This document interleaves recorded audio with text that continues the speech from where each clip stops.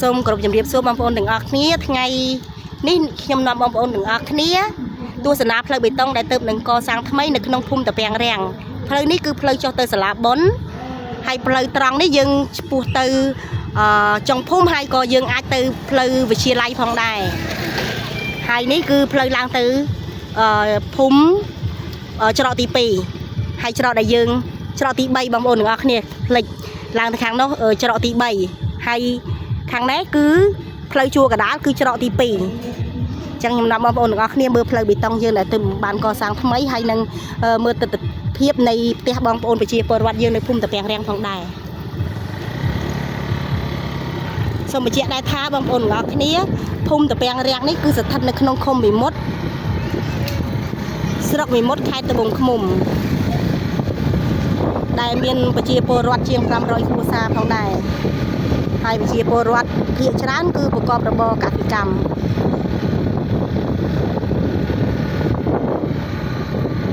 ភូមិនឹងសប្បាយណាស់បងប្អូនអើយមនុស្សច្រើនពីប៉ុនក៏មនុស្សច្រើននេះលោកមេភូមិ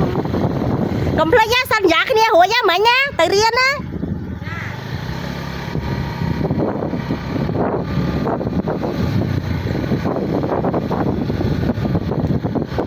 បងប្អូននៅនេះមានតាំងចកាអាមេរិកក៏មានចកាកស៊ូក៏មាន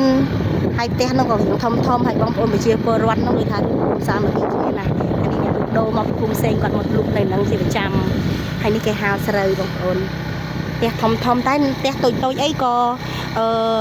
មានដែរបងប្អូនអរគ្នាមានផ្ទះធំមានផ្ទះតូចប៉ុន្តែគាត់ថាភាគច្រើនទៅផ្ទះធំផ្ទះបុរាណអីចឹងបងប្អូនព្រោះគេទម្លាប់ធ្វើផ្ទះទៀបហ្នឹងមានចំនួនតិចខ្លាំងអត់សូវមានច្រើនទេ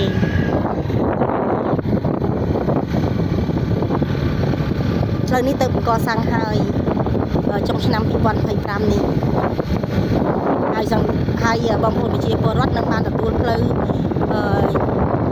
ជាបន្តទៀតនៅឆ្នាំ2026នេះផងដែរបន្តទៅខាងជើងយ៉ាងនៅខាងនេះដែលយើងធ្វើដំណើរនេះខាងត្បូង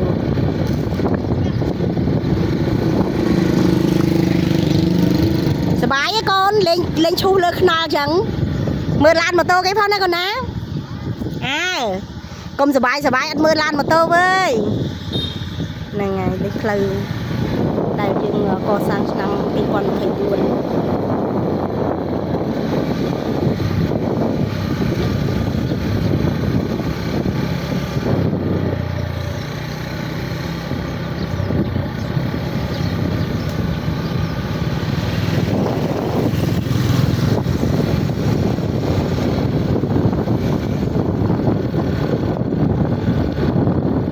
ចេញដល់វិទ្យាល័យតែម្ដងហើយ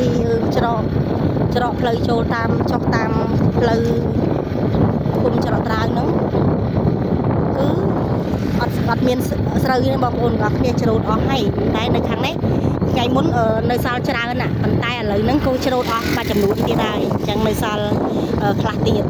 តែមិនទាន់ច្រូតអញ្ចឹងណាបងប្អូនបងប្អូនគ្នាស្រូវភាសាវិញខ្យល់បក់រំភើយហ្មងហើយបងប្អូនអើយតិចផងហើយលឺសូរសំឡេងសត្វផង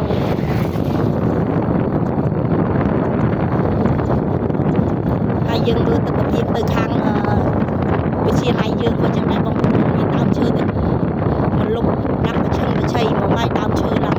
មើលស្អាតឃើញទេដើមឈើធំចោលលុបបានតិចចឹងក្នុងសាលារៀនក៏តិចដែរបងប្អូនដោយសារដើមឈើច្រើនហើយនេះខាងនេះហ្នឹងដីវាលនេះបងប្អូនឃើញមានដាំស្វាយមានដីនឹងដីបងតែបុរាណជាចាំបាយស្រាហើយខាងនេះគឺហាងហើយយើងនឹងមើលខ្លាំងរបស់គ្នាខ្ញុំភ្លេចឈ្មោះដែរបាទតាមដើមដូងចឹងទៅមានចុះមានអីចឹងទៅគាត់ជែកណាស់ដែរបងប្អូនអើយចៅហាង3រដូវបងប្អូនបងគ្នាហាង3រដូវចេះតែភ្លេចឈ្មោះទៅណាអូនទៅសាអូនហ៎ញ៉ៃបងប្អូនជាពលរដ្ឋយើងជិះម៉ូតូទៅស្រួលអត់មានជាប់កង់ម៉ូតូអត់ មានហុយអត់មានអីទេអត់មានល្អិលអីទេនេះហាងកាហ្វេមួយទៀតបងប្អូនអត់មាននឹងហាងកាហ្វេបយបងប្អូនយ៉ាងថាមានផ្លូវទៅងាយស្រួលក្នុងការធ្វើដំណើរអ្នកលក់ដូរតាមផ្លូវបេតុងហ្នឹងក៏គ្រូលក់ដូរដែរណាយើងនៅខាងនេះសិតទៅដើមឈើនៅសាលាវិទ្យាល័យបងប្អូនអរគុណច្រើនសម្រាប់ការទស្សនាវីដេអូមួយនេះ